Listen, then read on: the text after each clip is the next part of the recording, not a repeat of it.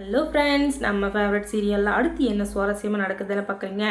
இந்த தேவசேனா மேடம் பண்ண பிளானில் பயங்கரமான கொலாப்ஸ் நடந்துச்சு. ஆனாலும் அவங்க அது எல்லாத்தையும் தாண்டி இப்போ ஒரு நல்ல மைண்ட் செட்டில் இருக்காங்க. ஏன்னா அவங்க பேத்தி கிடச்சிட்டாங்க. அது எல்லாத்துக்கும் காரணம் நம்ம வெண்பா குட்டியும் அரவிந்தும் அப்படின்றது அரவிந்த் சொல்கிறாரு.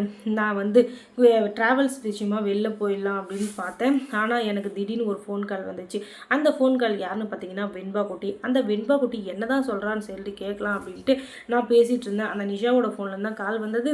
ஆனாலும் வெண்பா தான் அதை பண்ணுவான்னு எனக்கு நல்லாவே தெரியும். அதனால் பேசிகிட்டு இருக்கிறப்ப தான் தேவசேனா மேடமோட பேத்தியை கடத்தி வச்சுருக்காங்க வீட்டுக்கு பின்னாடி. நான் அவளை எப்படியாச்சும் கூப்பிட்டு வந்துடுறேன், நீங்கள் கூப்பிட்டு போங்க அப்படின்னு சொல்லிட்டு இவங்க எல்லாம் சொன்னாங்க அப்படின்ட்டு அரவிந்த் எப்படியோ காப்பாற்றி கூப்பிட்டு போய் அவங்க பாட்டிக்கிட்ட சேர்த்துடுறாங்க. அது மூலிமா அவங்க ரொம்பவே சந்தோஷமாயிட்டாங்க. அதோடு மட்டும் விட்டாங்க, நான் கேட்குற கேள்வியில் இப்போ யாருமே பதில் சொல்ல முடியாமல் தவிக்க போகிறாங்க அப்படின்னு சொல்லிட்டு உள்ளே போய் செம்மையாக பேசி எல்லாத்தையும் நல்லபடியாக முடிச்சிட்டாங்க.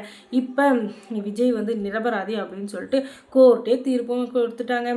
அப்பா இப்போ தான் சந்தோஷமாக இருக்குது சாமி, விஜய் எப்படியோ வெளியே வந்துட்டார், இதுக்கு மேலே எந்த பிரச்சனையுமே இல்லை அப்படின்னு சொல்லிட்டு இவங்க சந்தோஷமாக இருக்காங்க. ஆனாலும் ஒரு வேலை பாக்கி இருக்குது. அது என்ன வேலை அப்படின்னு சொல்லிட்டு பார்த்தீங்கன்னா, இந்த கூமுட்டை குக்கர் இருக்காரு, இந்த கதிரேசர், இவரை ஜெயிலில் தூக்கி போட வேண்டியது பேலன்ஸ் இருக்குது. ஏன்னா அவர் பண்ண வேலை கொஞ்சமாக நெஞ்சமாக ஓவராக பண்ணிட்டார். கொஞ்ச நாளாக இருந்தாலும் ரொம்பவே ஆடிட்டார். அதனால் அவருக்கு ஒரு ரெஸ்ட் கொடுக்கணும்ல. அதனால தான் இப்போ ஜட்ஜ்மெண்ட் என்ன கொடுக்குறாங்கன்னா, இத்தனை நாளாக அந்த குழந்தைய கஷ்டப்படுத்துனதுக்கும் அந்த குழந்தை இவங்கக்கிட்ட விஜய்கிட்ட இருக்கக்கூடாது அப்படின்றதுக்காக பொய் கேஸ் போட்டதுக்காகவும், அதுவும் இல்லாமல் இத்தனை நாளாக அவங்கள மன உளைச்சல் பண்ணதுக்காகவும் இவங்க நஷ்டீடும் கொடுக்கணும். அதுவும் இல்லாமல் 10 வருஷம் கடுங்காவல் தண்டனை அப்படின்னு சொல்லிட்டு இந்த நிஷாவுக்கும் சேர்த்து தண்டனை கொடுத்துட்றாங்க. அதுக்கப்புறம் என்ன, போலீஸ் லைனாக அவங்க வீட்டுக்கு சொடன்னு போயிட்டே இருக்காங்க. அங்கே இந்த ஏரியாவில் இருக்கிற மொத்த பேரும் ஐயோ என்னடா இது அப்படின்னு சொல்லிட்டு தெருவு முழுக்க நின்று பார்த்துனுக்குறாங்க. ஏதோ விஐபி அரெஸ்ட் பண்ணுற மாதிரி. அதுக்கப்புறம் இவங்க 2 பேரையும் அரெஸ்ட் பண்ணி உள்ளே கூப்பிட்டு போகிறாங்க. அரெஸ்ட் பண்ணுறதுக்கு முன்னாடி நம்ம மல்லி செம்மையாக பஞ்சு டைலாக் பேசினாங்க.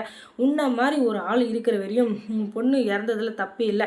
நீ மட்டும் அந்த பொண்ணுக்கு கொஞ்சமாச்சும் நம்பிக்கை, அந்த குழந்தை மேலே பாசம் அப்படின்றத வச்சிருந்தேன்னா பணத்தாசையை விட்டுட்டு அந்த குழந்தை இந்நேரம் உயிரோடு இருந்திருப்பா. நான் இந்த இடத்துல வெண்பாக்கு அம்மாவாக இருந்திருக்க மாட்டேன்.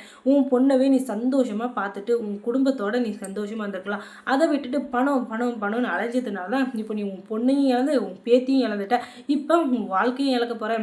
அது மட்டும் இல்லை, நீ போனால் போயிட்டு போ, நீ கிளக்கட்ட, நீ செத்தா என்ன பொழைச்சானா ஒன்றும் பிரச்சனை இல்லை. ஆனால் உன் பொண்ணு இன்னும் கல்யாணமும் ஆகலை, எதுவும் ஆகலை, அவள் எதையும் அனுபவிக்கவும் இல்லை. அவள் கடைசி காலத்தில் இப்போ இப்படி பண்ணிட்டே உனக்கும் சந்தோஷம் இல்லை, உன் பொண்ணுக்கு கல்யாணம் பண்ணலேறதை நினச்சி அவ்வளோ சந்தோஷம் இல்லை. எதுக்காக இப்படியெல்லாம் பண்ணுற சொல்லு. கொஞ்சமாச்சும் இனிமேலாச்சும் திருந்தி வாழப்பாரு. ஜெயிலில் போய் 10 வருஷம் களி தின்னுட்டு சந்தோஷமாக இரு. ஏன்னா அப்போ தான் உனக்கு புத்தி வரும். இது எல்லாத்தையும் யோசித்து பார்த்துட்டு இனிமேலாச்சும் தப்பு பண்ணக்கூடாது, யாருக்கும் கெட்டது நினைக்கக்கூடாது, சந்தோஷமாக வாழணும் அப்படின்னு நினச்சி இனிமேலாச்சும் வாழ்க்கையில் திருந்தி வாழ பாருங்க அப்படின்னு சொல்லிட்டு அவங்கள அனுப்பிச்சி விட்டுறாங்க. அதுக்கப்புறம் என்ன, போலீஸ் அவங்க 2 பேரையும் அரெஸ்ட் பண்ணி கூப்பிட்டு போயிடுறாங்க.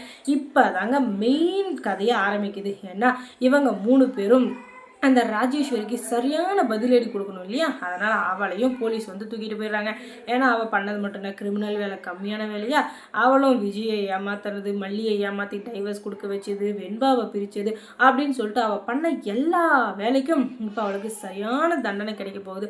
அந்த தண்டனையை கொடுக்க போகிறது யார் பார்த்தீங்கன்னா, நம்ம மல்லியும் விஜயுமே தான். இதுக்கு மேலே எங்கள் கிட்ட மோதனை அவ்வளோதான், நீ ஆயுசுக்கும் வெளியே வர முடியாத மாதிரி உனக்கு ஆயுள் தண்டனை கொடுத்துருக்காங்க. நீ பண்ண ஒவ்வொரு தப்பு, நல்லது கெட்டது எல்லாத்தையும் உட்காந்து யோசித்து அங்கே உனக்கு நல்லது கெட்டது எல்லாத்தையும் நீயே அனுபவிச்சுக்கோ அப்படின்னு சொல்லிட்டு அமைதியாக விட்டுடுறாங்க. அதுக்கப்புறம் என்ன, அவள் ஜெயிலுக்கு போயிட்டா. ரஞ்சிதா அவங்க அப்பா கூட போயிட்டாங்க. இப்போயாச்சும் ரஞ்சிதாக்கு புத்தி வந்தால் நல்லாயிருக்கும். அரவிந்தை கல்யாணம் பண்ணிக்கிட்டு அவள் சந்தோஷமாக இருக்கிறதும் அவள் வாழ்க்கைக்கு எடுத்துக்கிறதும் அவளுடைய பொறுப்பு. இதுக்கு மேலேயும் எனக்கு ராஜிமா தான் முக்கியம்னு சொல்லிட்டு பார்த்தா ராஜிமாவே ஜெயிலில் இருக்க போகிறாங்க. உனக்கு என்னடி ராஜிமா முக்கியம், ஒழுங்கு மாதிரி தான் வாழ்க்கையை பார்க்குற வழியை பாரு அப்படின்னு சொல்லிட்டு நம்ம மல்லி இருந்துக்கிட்டு அவளுக்கு ஆறுதல் சொல்லிட்டு அதுக்கப்புறம் அவங்க வீட்டில் அவங்க சந்தோஷமாக இருக்க போகிறாங்க. இப்போ விஜய், மல்லி, வெண்பா இவங்க 3 பேரும் அழகான ஒரு சின்ன குருவி கூட முதல்லேருந்து கட்ட ஆரம்பிக்க போகிறாங்க. அந்த குருவி கூட்டில் அவங்க 3 பேரும் சந்தோஷமாக வாழ போகிறாங்க. இது எல்லாத்துக்கும் காரணமான தேவசேனா மேடம், அன்னபூர்ணியம்மா, அரவிந்துன்னு எத்தனை பேருக்கு அவங்க நன்றி சொன்னாலும் அது ஒரு வார்த்தையில் மிகையே ஆகாது. அவங்க எல்லாருக்கும் நன்றியை சொல்லிட்டு அவங்க வாழ்க்கையை ஆரம்பிக்கிறாங்க. அதுக்கப்புறம் மல்லி சீரியலில் என்ன சுவாரஸ்யமாக நடந்திருக்கும் நீங்கள் தெரிஞ்சுக்கணுன்னா நம்ம சேனலை சப்ஸ்கிரைப் பண்ணுங்கள். அதோட பக்கத்தில் இருக்க அந்த பெல் ஐக்கானையும் கொஞ்சம் கிளிக் பண்ணி விடுங்க. தேங்க்ஸ் ஃபார் வாட்சிங்.